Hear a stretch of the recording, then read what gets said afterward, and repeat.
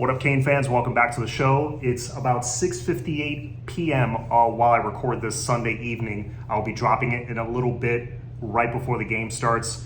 Just wanted to give a quick shout out to both the Canes basketball and baseball team that had great weekends. The Lady Canes as well, so a shout out to them. I know they had that big comeback victory against Oklahoma State in the first round. They were down 17. I think it was like the fifth largest comeback in tournament history, so big congrats to them. I don't know if I'll be honest, I haven't checked to see if the next game has been played or it gets played tomorrow or something. I don't know what their schedule is, but again, congrats to the Lady Canes for their win. But yeah, great win against Drake. We knew it was gonna be a scrappy battle. I knew Drake was gonna keep it close. I knew Miami was gonna make us suffer. They made us suffer a lot more than I thought, though, because we got off to like a 3 for 18 start, something crazy like that. Isaiah Wong just did not look very good. It wasn't just him. A lot of guys were shooting ice cold. Guys like Wooga Poplar and a couple of threes from Nigel Pack kind of kept us in the game, really, just hitting some timely threes and just keeping us within striking distance. Wooga Poplar, shout out to him. He's been like the unsung hero of this team. He was huge in the ACC clinching game against Pitt, and he was huge in that game against Drake early to kind of just keep us alive, because we just could not hit anything offensively. The good news is neither could Drake, and we were playing some good defense. We were rebounding well. Norchad Omier, even though he's operating on a bum ankle, still played pretty well. He finished with 12 and 14, so had a solid Norchad Omier type game. Probably could have scored a little more with a healthy ankle, but you probably don't have the same hops, the same bounce as you would with two healthy ankles.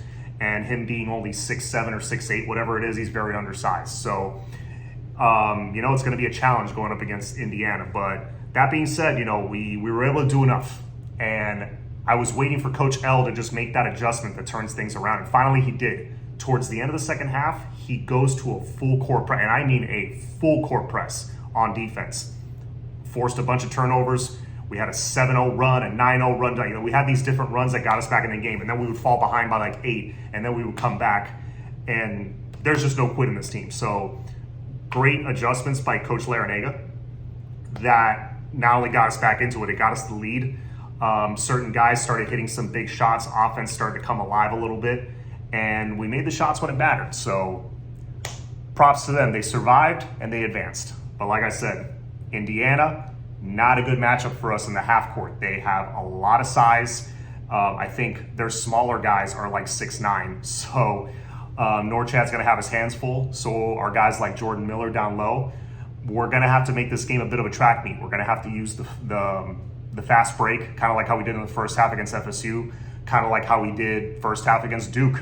And just try to boat race them out of the gate with energy and with steals and easy fast break points. I think if we start fast and build some kind of cushion, we should be all right, because this team we know is tournament tested. This head coach is tournament tested. This coaching staff is postseason tested. So I like our chances if we get off to a fast start. If we get off to another 3 for 18, 3 for 20 start, it's going to be a long night. But I don't see that happening 2 games in a row. Now, another thing I've noticed is that towards the end of the season, Isaiah Wong will have these off games like he did last night, 2 nights ago. And we've been able to get by and still get some victories. One of them being, I believe, that Pitt game. I don't think he had a very good game. I know against FSU he didn't have a good game. So there was a few games in a row there he didn't play well. But I will say this, you can't have that again and expect to win. Not in the tournament, not against a team like Indiana, because this isn't a regular season game against an ACC opponent, where you can kind of skate by and still get those victories. You need your best players to step it up a notch, because Indiana's going to bring the energy. They're going to bring their size, like I said. They're going to be crashing those boards. So guys like Isaiah Wong, Wooga Poplar, again, Jordan Miller, he's got to get offensively involved early. Hitting mid-range jumpers, hitting some threes early. I think that's going to help. And scoring down low, again, I think is going to happen in transition. It's going to have to. So we'll see what happens. I think we're the underdogs in this game, rightfully so, but I think Miami can pull it off. We'll see. So that's the basketball side. Baseball, I got to give a quick shout out to them as well, because they not only won the series against Virginia Tech, they were able to pull off the sweep. When they won the first 2 games, they won Friday night, Yo-Yo Morales game-winning double to the opposite field. And then the first half of the doubleheader on Saturday, they ended up making it a doubleheader because there was inclement weather today on Sunday. I kind of like when they do that, actually, so because it's a lot of baseball on a Saturday. I loved it, but they won their first game, 21-6 in dominant fashion. I think we hit something like 7-8 home runs in the game. And then at night, typically what we've done so far this season is we'll win the first 2 games, we'll take the series, kind of like what we did last weekend against NC State, against a good opponent. They're ranked. Virginia Tech is number 17. Take the first 2 games. All right, we won the series. You got 1 more. Now all of a sudden, we give up a few runs in the first inning. We fall behind 6-0 at one point. It's like, oh, here we go again. Kind of a letdown for the third game. Can't quite complete the sweep. That's okay. Hey, we won the series. That's all that matters. But then it's 7-2. Then CJ Cavis hits a 3-run bomb, 7-5. Then 7-6. And I wasn't watching like uninterrupted. I was kind of checking back in. And every time I checked back in, we kept scoring and scoring. And then we had that 6-run burst in the bottom of the 8th.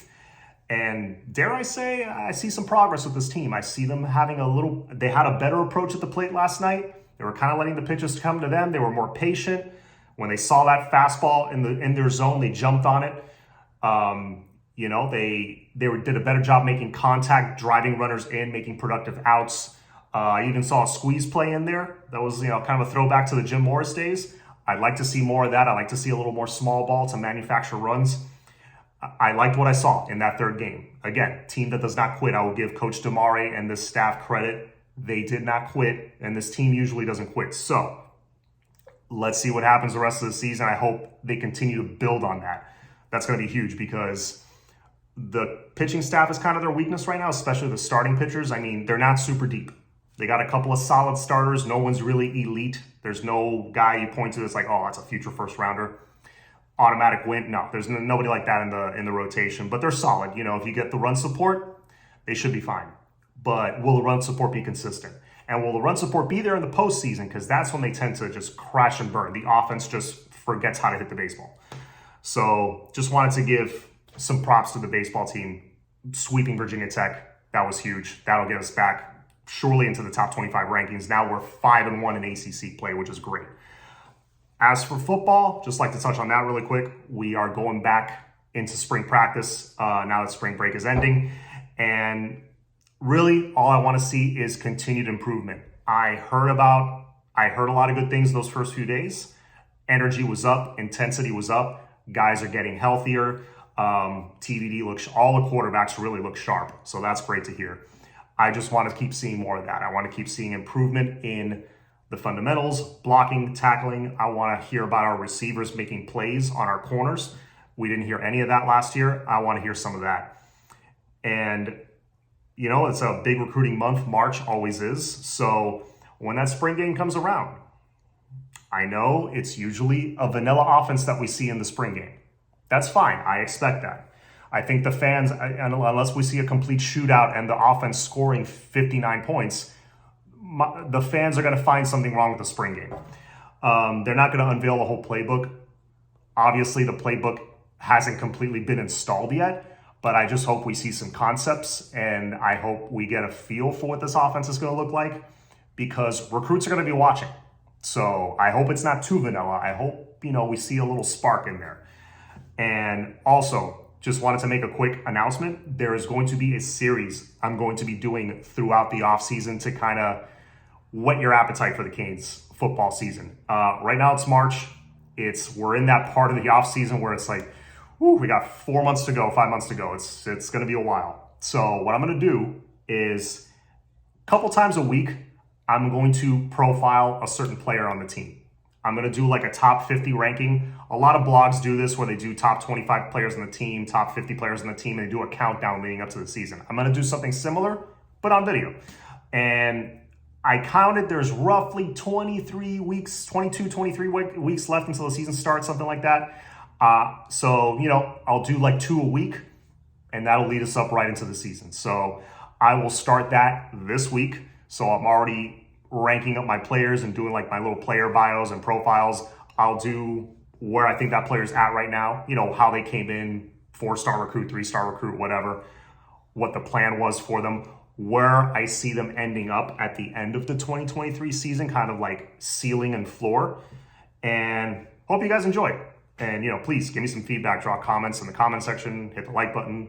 If you don't like it, hit the dislike button, please let me know. I want your feedback.